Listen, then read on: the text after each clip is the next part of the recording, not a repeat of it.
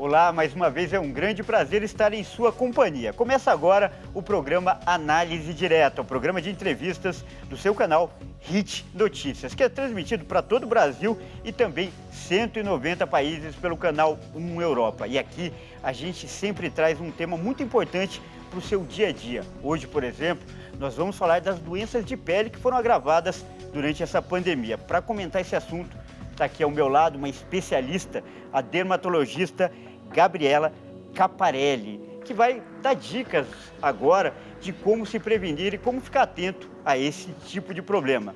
Confira.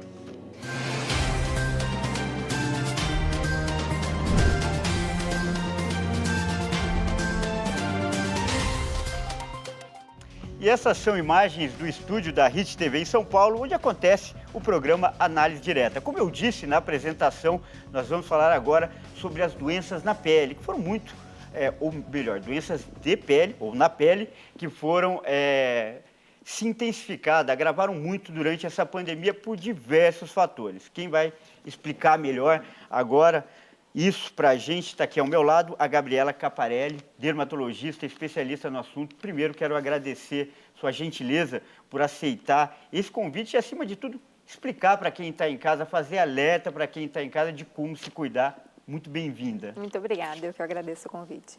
Agora, eu queria começar falando, esse momento é um momento atípico para todo mundo. A gente, nossa geração, nunca viveu algo parecido, é uma coisa sem precedentes. E o primeiro reflexo é emocional, é se adaptar, é insegurança. E tudo isso, essa questão emotiva, ela acaba influenciando na pele também? Acaba influenciando, tendo como efeito colateral os problemas de pele? Com certeza. As emoções, elas estão muito relacionadas com a pele, os cabelos, as unhas. Então, nós sabemos que tem algumas doenças específicas que têm uma íntima relação com o estresse, né? E na pandemia, isso tem realmente agravado. Algumas condições têm aumentado a sua incidência de uma forma vertiginosa, né? A gente pode citar alguma delas, né, que não estão relacionadas exatamente à infecção por Covid, né? Então, seriam doenças que, independente da infecção, elas aparecem ao longo dos tempos, né, relacionadas ao estresse. Uma delas, muito conhecida, é a dermatite atópica, por exemplo. A dermatite atópica é uma doença muito comum nas crianças, mas também acomete pacientes adolescentes e adultos, que é uma doença caracterizada por um ressecamento na pele e aparecimento de lesões avermelhadas, que coçam, que descamam, principalmente em dobras. E o estresse, ele desencadeia esse tipo de lesão. Não é o principal fator desencadeante, né? O ressecamento, né? O frio, os banhos muito quentes, eles acabam sendo fatores mais importantes para o desencadeamento da dermatite atópica. Mas é clássico, crianças e adolescentes e adultos muito estressados, eles tendem a ter um quadro mais exacerbado desse eczema, dessa dermatite. Então é legal para a gente começar a organizar o nosso assunto. São dois tipos de doença. Quem contraiu, quem pegou, foi contaminado pela Covid, deve ter efeitos na pele, nos cabelos. E mesmo quem não foi contaminado pelo vírus, pelas circunstâncias, Sim. pelo momento, também deve ter ou corre o risco de ter problemas, né? Sim. A dermatite atópica, ela não está relacionada com a infecção por Covid, mas ela está intimamente relacionada com o estresse, né? Agora, uma condição que a gente realmente tem recebido cada vez mais nos nossos consultórios, e aí com uma íntima relação pós-infecção por Covid, é a queda de cabelo, o eflúvio. E a gente observa um gap, um distanciamento entre o início dos sintomas do Covid e o início da queda. Geralmente, os pacientes chegam ao consultório e relatam: doutor, eu tive Covid há 2, 3 meses atrás, mas o meu cabelo está despencando, meu cabelo está caindo muito, eu estou achando que eu vou ficar careca. Isso por quê? Primeiro porque o cabelo tem um ciclo, né? Ele tem um ciclo de crescimento e um ciclo de queda que demanda algumas semanas. Então, depois do fator estressante, seja emocional ou físico, o cabelo só vai cair 2, 3 meses depois desse evento. Interessante. Né? Os pacientes que têm realmente a infecção, e principalmente os pacientes que tiveram febre ou que tiveram mais debilitados, eles liberaram no seu sangue algumas citocinas inflamatórias. E isso reflete no bulbo capilar. Então, essa inflamação, ela vai rodear todo o corpo, entre elas o couro cabeludo, né, o folículo pilar. Então, quanto mais inflamação provocada pelo COVID, bem provavelmente a queda será maior meses depois. Mas a gente também observa que pacientes pouco sintomáticos também chegam com essa queixa de queda intensa. Que coisa!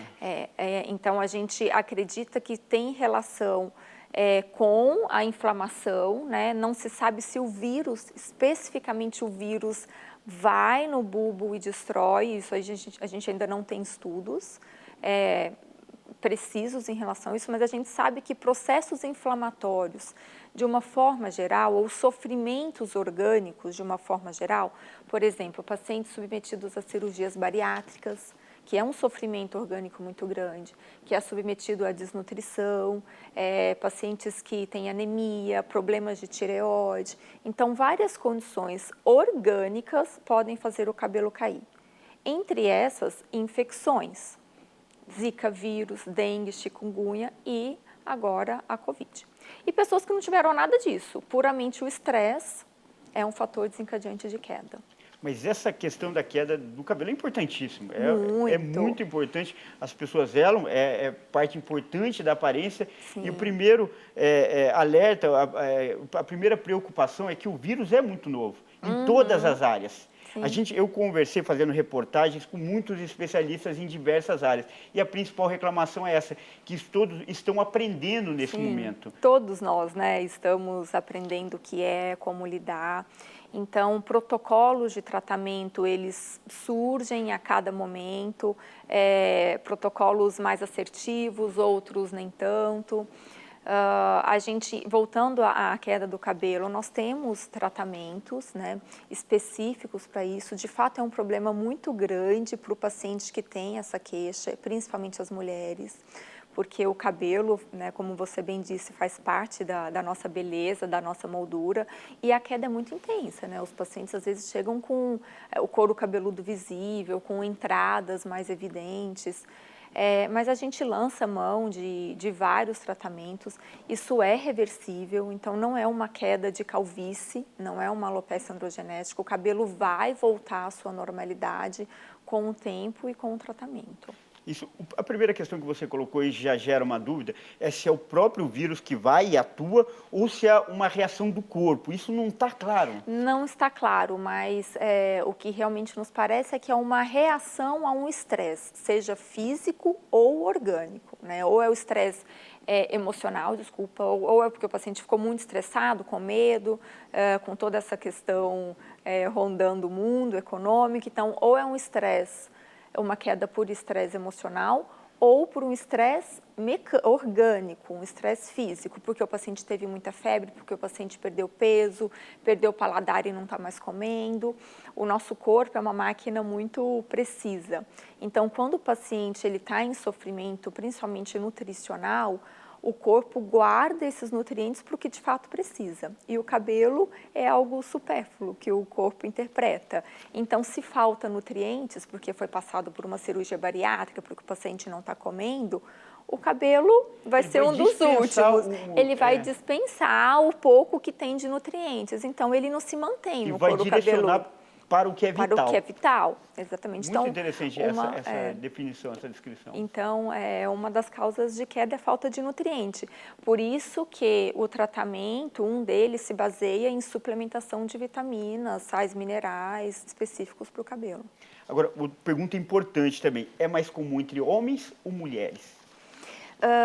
O eflúvio telógeno, que não tem a ver com a calvície, ele é mais comum nas mulheres, geralmente, né? O homem é mais comum a calvície, né? Mas as mulheres, elas tendem a ter uma queixa maior, mesmo porque o fio é mais comprido, então a mulher vê um volume maior de cabelo, né? Às vezes o homem com cabelo curto até cai, mas ele não percebe tanto. A mulher é mais visível essa queda, né?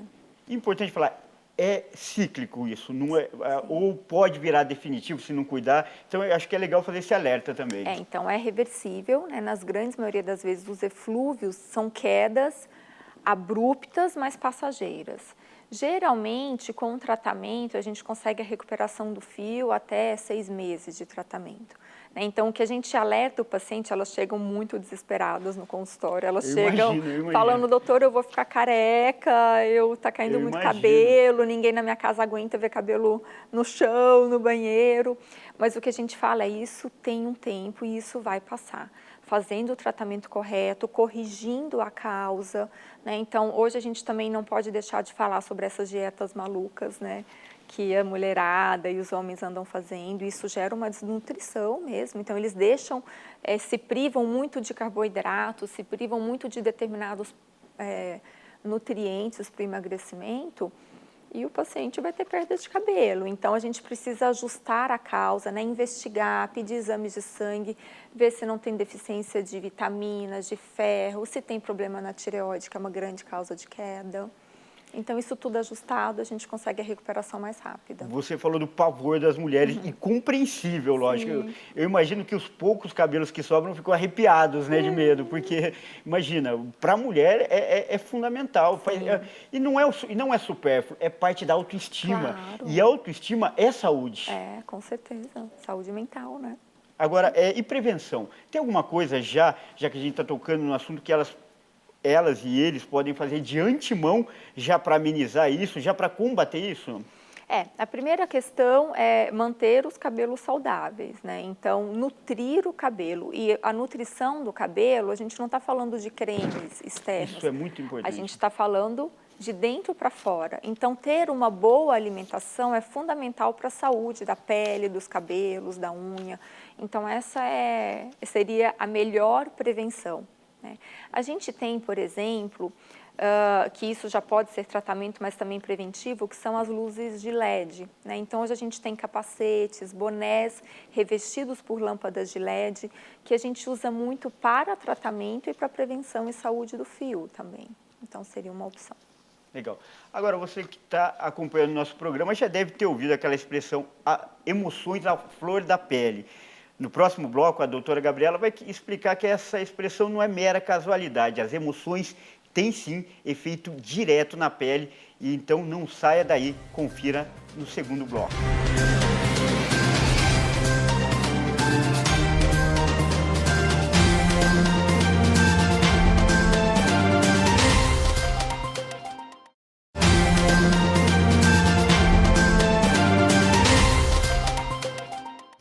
Nós voltamos aqui ao estúdio da Hit TV em São Paulo, onde acontece o programa Análise Direta, que hoje fala dos problemas de pele nessa pandemia. Muita mulher já no primeiro bloco que acompanhou a entrevista da nossa convidada aqui, a Gabriela Caparelli, deve ter ficado já preocupada, atenta, porque, como a gente disse, não é mera estética, não é futilidade, é questão de saúde mental, de autoestima, que vai refletir em todas as áreas da vida das pessoas. Aliás, doutora, você acha que esse conceito de saúde pública nessa questão, ele já está mais assimilado hoje? Não é uma mera perfumaria, não é um mero luxo ou uma mera vaidade? Já é considerado hoje questão de saúde pública essas questões de pele, cabelo? Com certeza, né? Porque estarmos bem com nós mesmos, isso reflete muito na nossa saúde mental, né? O consultório dermatológico, ele é um consultório, aqui a gente usa um pouco de psicologia, né? Porque os pacientes, elas às vezes, eu vou falar de mulher porque é o grande público, né? Elas chegam às vezes bem deprimidas, né, do ponto de vista emocional, porque não se gostam, não se vê uma autoimagem agradável, né? Então, isso não é puramente estético. Quando a gente consegue devolver para aquela mulher uma autoimagem mais agradável, ela fica bem com ela mesma, né? Ela se desenvolve melhor no seu ambiente de trabalho, no seu ambiente social, particular. Então, eu acho que a beleza está muito relacionada, sim, com as emoções. e você deu uma pitada num assunto aí que também deve ser ressaltado. A mulher é o principal público. Um erro por parte dos homens é que ainda mantém alguns tabus, alguma falta de cuidado também, que é preciso ressaltar isso. Nas minhas pesquisas, para fazer essa entrevista, eu vi. As mulheres são as que mais se cuidam. Sim, em termos de porcentagem no consultório, para questões estéticas, as mulheres, elas ocupam aí, eu diria, 80%, né, das consultas para fins estéticos. Os homens ainda estão bem atrás disso, mas eles começam a ter essa consciência, né, de que a longevidade, né, a vida, ela tá maior, né, a gente vive mais e todo mundo hoje quer estar com uma aparência melhor, né. Então, os homens começam a procurar bem menos, mas eles começam a ter essa consciência de que também é importante ter um mínimo de zelo, né. E outro conceito legal, que não é ser jovem para sempre, mas ao contrário, é garantir uma velhice com qualidade, né? Exatamente, é ter um envelhecimento com qualidade, né? Digno, a gente fala. Não eu falo para os pacientes, o objetivo não é esticar, não é te deixar com uma cara que não combina com o seu corpo, né? Mas é você ser uma pessoa elegante, né? Envelhecer de forma elegante. Legal. E, bom, eu tinha falado daquela frase, né, a flor da pele, e cientificamente tem um termo para isso, que são as doenças psicodermatológicas, né? Queria que você explicasse mais para as pessoas que estão acompanhando do que se trata, como isso reflete, as emoções refletem na pele, nos cabelos das pessoas, principalmente nesse momento que é um momento de tanta insegurança. Sim. Então, a gente já começou falando, né, no primeiro bloco sobre o eflúvio, a queda de cabelo abrupta e difusa, que tem muito a ver com as emoções. Mantendo ainda na linha das doenças do cabelo relacionadas às emoções, a gente tem um outro tipo de alopécia que chama alopécia areata. A alopecia areata é quando abre-se um clarão no couro cabeludo, né? Então, o paciente chega no consultório e fala, doutor, eu fui no cabeleireiro e ele mexeu no meu cabelo e eu tô com um buraco. Uma rodela, assim, literalmente mesmo, uma área pelada. Isso é muito comum no couro cabeludo, mas pode aparecer, por exemplo, na barba dos homens. Então, não é muito incomum, a gente olha para o homem, ele está com um buraco na barba também.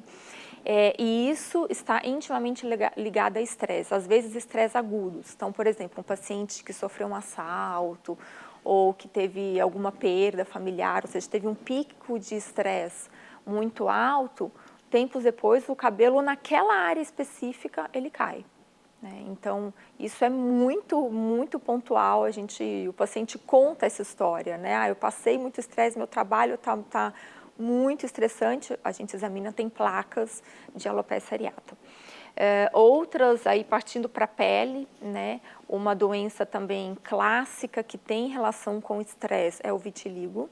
Então, vitiligo... Muito citado nesse momento. Sim, ele também entra no rol das doenças desencadeadas pelo estresse, também pode ser esses estresses agudos, como eu disse, da alopecia areata. O paciente desenvolve as manchas brancas, né, nacaradas, às vezes branca é igual tinta de parede. Pode aparecer em qualquer área do corpo, mas geralmente as áreas mais clássicas são mãos, cotovelos, ao redor dos olhos, ao redor da boca, nariz. E é também uma doença que a gente vê a incidência aumentando também um pouco nessa época de grande estresse que a gente está vivendo. Outra condição da pele também é a psoríase.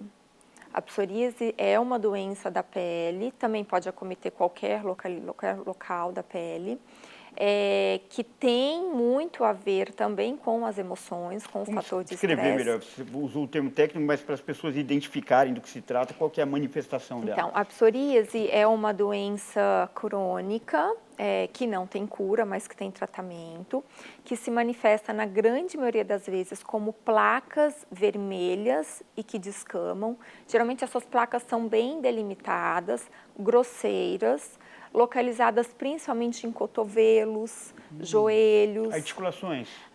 Em articulações são comuns, né, em peles de articulação, mas ela pode aparecer em qualquer região, né? Tem pacientes, por exemplo, que tem psoríase só no couro cabeludo, que é um paciente que às vezes acha que tem muita caspa, mas quando a gente vai examinar, ele tem placas grudadas no couro cabeludo, e isso pode ser psoríase, né?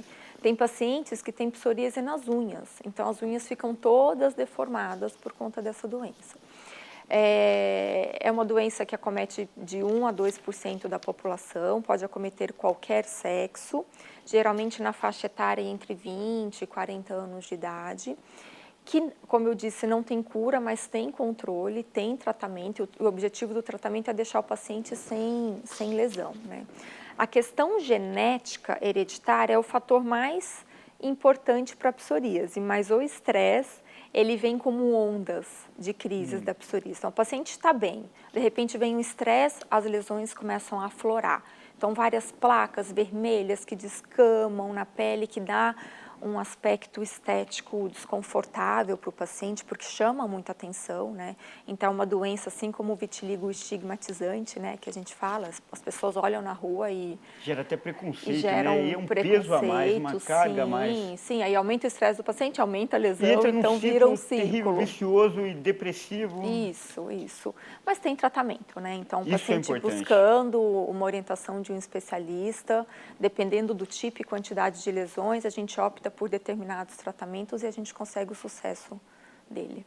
Agora, para explicar essa relação entre emoção e pele, parece que pouca gente sabe, eu mesmo não sabia antes de me preparar para essa entrevista, que vem da mesma parte do cérebro e depois se divide, mas a origem é comum, da parte do cérebro que cuida da pele e da parte que cuida das emoções. Interessante isso, né? E é por isso que a gente vê essa íntima relação, né, da emoção com as doenças de pele.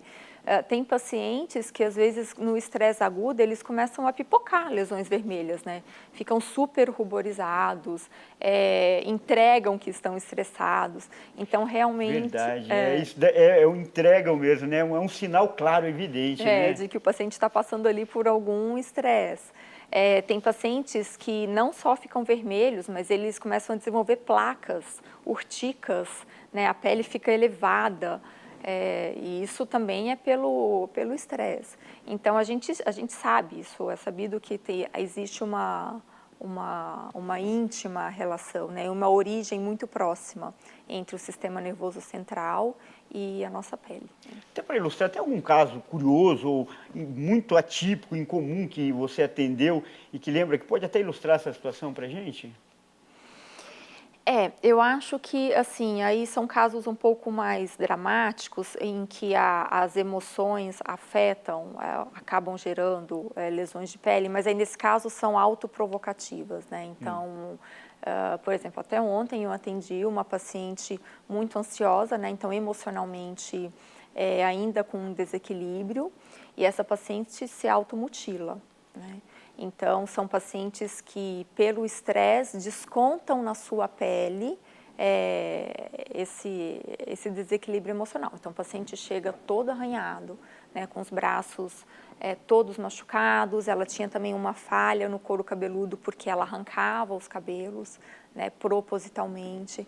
Então, aí são condições um pouco mais dramáticas, mas onde nós percebemos que, como o emocional, a pele é um foco, né, das emoções, né? A pele está ali, é fácil acesso, né?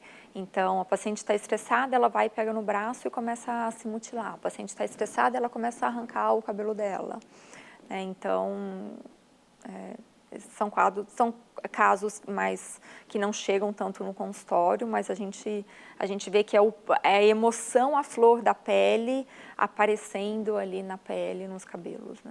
E eu acho de extrema importância você dar esse exemplo, porque às vezes as pessoas estão convivendo com parentes, amigos que estão passando por isso e não sabem identificar. Porque poucos são especialistas, pouco entendem do assunto. E ouvir essa descrição pode servir como base, como ajuda para muita gente. E realmente o entorno, né, as pessoas no entorno ficarem alertas, porque o paciente, ele não vai falar, né? O paciente que se automutila, ele se esconde. Então, ele está sempre de camiseta comprida, ele faz um penteado para esconder a falha no cabelo. Então, nesse momento em que o convívio social, familiar, ele está mais íntimo, porque a gente está recluso, é importante todo mundo ter esse cuidado de perceber o próximo, né? De perceber a condição mental de cada um, né? Porque realmente isso tem tornado um problema de saúde pública que a gente não sabe nem a dimensão disso ainda, né, do quanto isso vai comprometer as nossas crianças, os adolescentes, os idosos. Eu acho que a onda da saúde mental ela ainda está por vir, né? E outra coisa interessante que eu me deparei fazendo essa pesquisa é que é cada vez mais comum o tratamento conjunto, pele e questão emocional, sim. mental. Isso eu achei muito legal. Sim. É uma evolução, inclusive, do tratamento. Todas essas condições dermatológicas que a gente comentou aqui, relacionadas ao estresse, elas deveriam ser tratadas em conjunto com um psiquiatra ou um psicólogo. Porque não adianta eu passar um creme para tratar a pele se a causa do problema ela não está sendo solucionada, vai ficar paliativo, exatamente.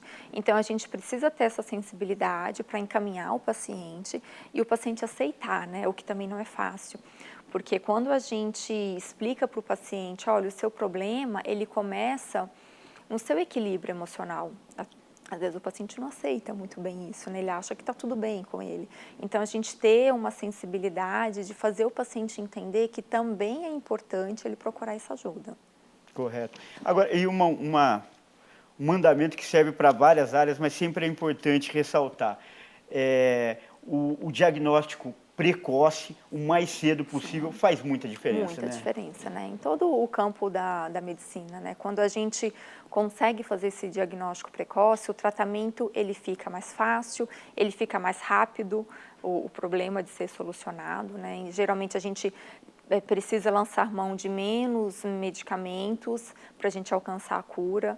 Então, quando o paciente já chega muito acometido, com muitas lesões, o tratamento ele certamente vai se estender, né? Então, ao primeiro sinal, alguma lesão que te cause estranheza, lesão nova, procure um dermatologista, né? Quanto antes, melhor. Legal. Bom, e os hábitos das pessoas mudaram muito nessa pandemia, né? Um dos hábitos agora mais absorvidos, mais na vida das pessoas tem sido o home office. E o home office, será que pode fazer mal para a pele? Isso a doutora vai falar no próximo bloco, terceiro e último bloco, não saia daí.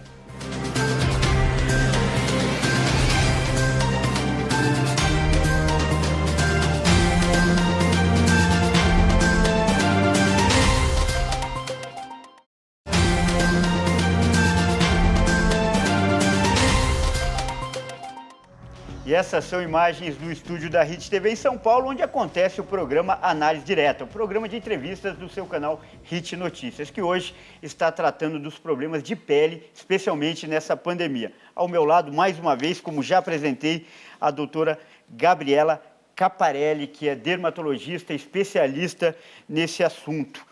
Doutora, a gente está falando dos tratamentos precoces e, claro, durante essa pandemia houve muita limitação de atendimento em diversas áreas. Sim. E o trabalho remoto, por videoconferência, online, acabou virando um padrão para quase todo mundo. Até na nossa área, que muitas entrevistas a gente faz hoje pelo computador, não é mais presencial. Sim. Agora, para o atendimento dos seus pacientes, ou em geral, dos pacientes que precisam de cuidados da pele e cabelo, esse tratamento remoto pelo computador, ele é tão eficiente quanto? Ele perde em qualidade? É possível fazer até? Perder em qualidade a gente sempre perde, né? Porque é pele, né? Você precisa ver, examinar. E porque a medicina, a grande parte das especialidades, o contato com o paciente, o olho no olho, né? Isso faz parte da consulta, né? Mas especificamente da dermatologia, a gente é muito visual, né? Então, a gente consegue fazer diagnóstico da grande maioria das vezes, dos casos, olhando, palpando, né, percebendo a lesão. Então, no teleatendimento, a gente tem que lançar mão de fotos de qualidade para tentar nos ajudar. Às vezes, a gente consegue, sim, fazer um diagnóstico olhando uma foto, mas a gente, por exemplo, perde a oportunidade de examinar toda a pele do paciente, né, principalmente as pintas, né, porque o índice de câncer de pele é muito alto no mundo.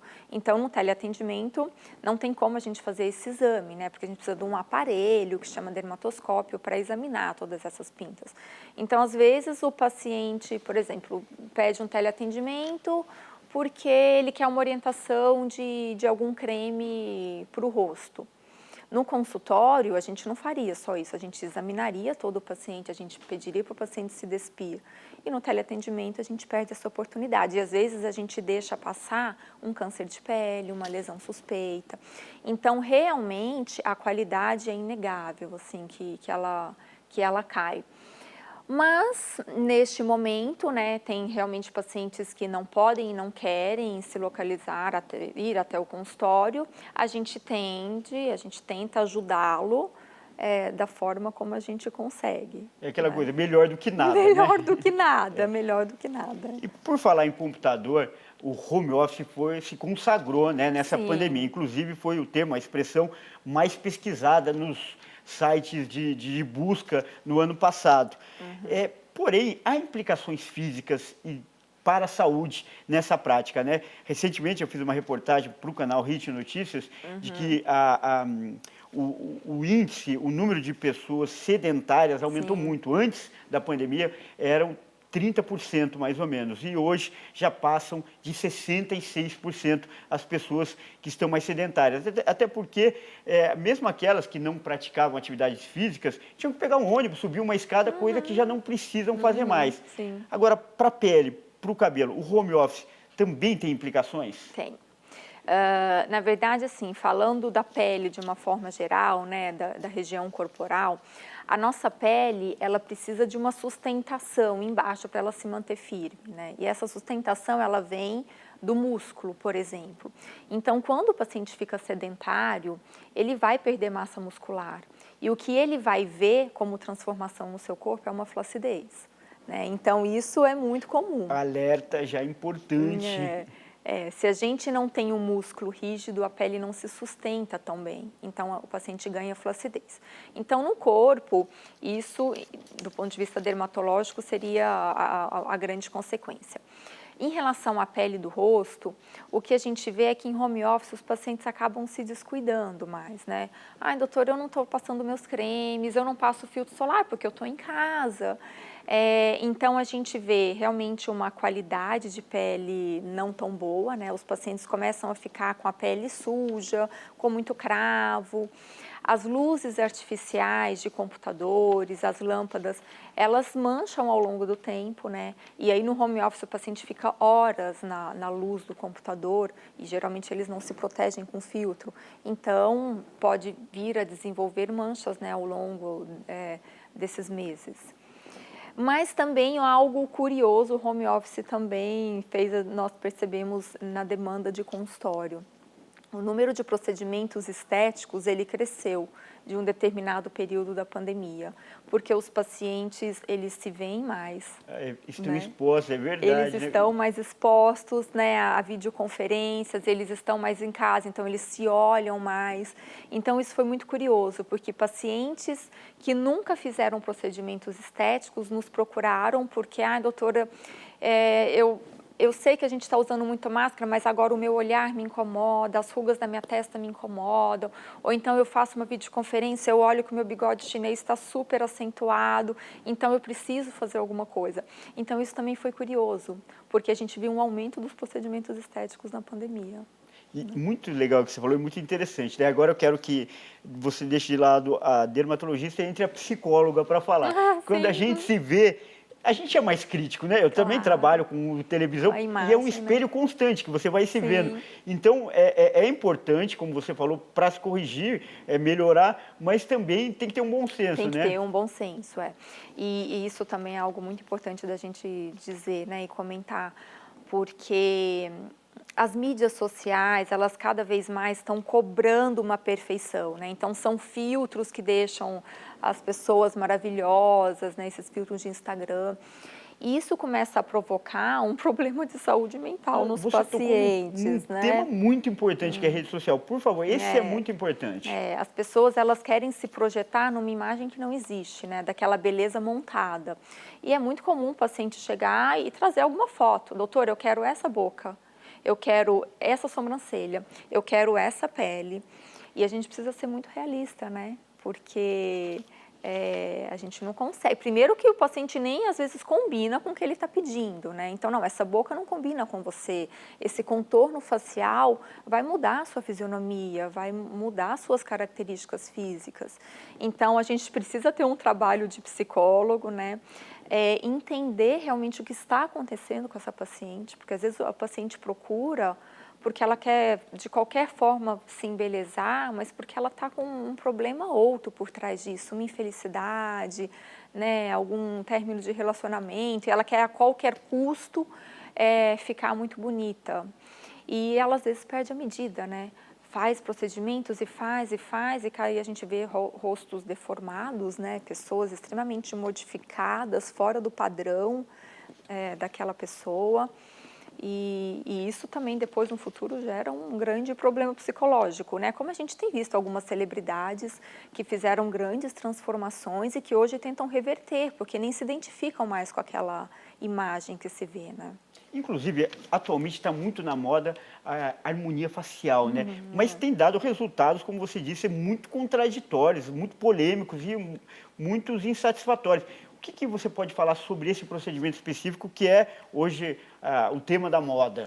Na verdade, a harmonização facial foi um nome de marketing que foi lançado para procedimentos que nós já realizávamos. Bacana, né? Primeiro você está desmitificando, é muito legal isso. Então, o que seria uma harmonização facial? É quando a paciente chega no consultório e ela fala, doutor, eu quero ficar melhor. Eu gostaria de melhorar isso, gostaria de melhorar aquilo. Aí a gente avalia e fala, olha, para você seria interessante a gente fazer este procedimento para você ficar melhor. O conjunto de procedimentos, eles deram o nome de harmonização facial. Que nada mais é do que um pacote. Do que um pacote de preenchimento, de aplicação de toxina botulínica. Só que a harmonização facial, ela ficou muito vinculada com o excesso, né? Com a transformação do rosto.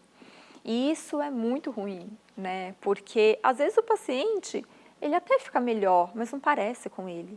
Perde a identidade do paciente. Artificial, né? Fica artificial, exatamente. Às vezes envelhece o paciente, pacientes jovens que chegam e querem contornos muito definidos, bocas muito volumosas, pacientes de 20, 25 anos. E a gente olha, depois do procedimento realizado, executado por um profissional, a gente olha como aquela paciente jovem envelheceu, né? Mudou o rosto dela. Então, o que eu acho assim, muito importante primeiro, a identificação do médico-paciente. Né? O médico não tem que fazer o que o paciente está pedindo. A função do médico é ele ser muito ético e ser muito preciso no que ele acredita que vai ficar bom. Né? Não realmente só executar o que o paciente pede. Infelizmente, a gente vê muito isso, né? Profissionais que acabam entrando num padrão, numa forma de bolo e todo mundo sai com o mesmo rosto. E não é isso, a gente tem que respeitar a característica óssea, muscular de cada paciente. Né? Você fez eu lembrar de uma outra entrevista que eu tive aqui com um cirurgião plástico e ele dizia que muitas pessoas que entravam no consultório dele, ele pergunta o que a pessoa queria. E depois que a pessoa descrevia todos os pedidos, toda a intenção dela, ele falava, ó, você não precisa de um cirurgião, você precisa de um psicólogo. E encaminhava ele para outro médico. Isso, mas e essa é a nossa função dentro do consultório, né? Identificar quando se tem o que a gente chama de dismorfismo corporal, que é aquele paciente que se olha e ele não está se vendo realmente como ele é, né? E ele está projetando uma imagem que não vai ser bacana para ele. Então, isso é um caso para o psicólogo tratar, né? Não para nós. Doutora, o assunto foi tão agradável que a gente nem sentiu a conversa, o tempo passar, né? E se teve algo de bonito mesmo nessa entrevista foi a ética. Porque eu acho que isso sim ficou na cara, para fazer mais um trocadilho com a nossa, o nosso assunto de hoje. E agora nós temos alguns minutos para finalizar o programa e eu reservo esses minutos para você se despedir e também deixar os seus contatos, como te acompanhar o seu trabalho, como te procurar, enfim, como obter mais informações, por favor. Eu acho que a mensagem que eu gostaria de passar nesse momento realmente muito difícil para todo mundo eu, como dermatologista, peço para que vocês se cuidem do ponto de vista psicológico, emocional, né? Eu recebo no consultório muitas doenças relacionadas a isso, mas a gente precisa ter muita atenção para as nossas emoções, cuidar dos nossos semelhantes com muito amor e com muito carinho, para que a gente possa passar por essa fase da melhor forma possível. Bem, os meus contatos do consultório, os telefones, pelo meu Instagram, doutora Gabriela Caparelli. Okay. Muito obrigada. Muito obrigado mais uma vez. E você que gostou, quer ver de novo essa entrevista, é só acessar as nossas redes sociais, pelo Facebook, /programa Análise Direta, ou então no YouTube, pelo canal HIT Notícias. Lembrando que nosso programa é transmitido para todo o Brasil pelo canal HIT Notícias e mais 190 países pelo canal 1 Europa. Você também pode participar pelo WhatsApp, mandando sugestões, perguntas, enfim. O número 55, para quem está fora do país, 11 99-224-7760. E aqui é sempre assim, você tem um especialista renomado falando de um tema muito importante para o seu dia a dia. Até a próxima!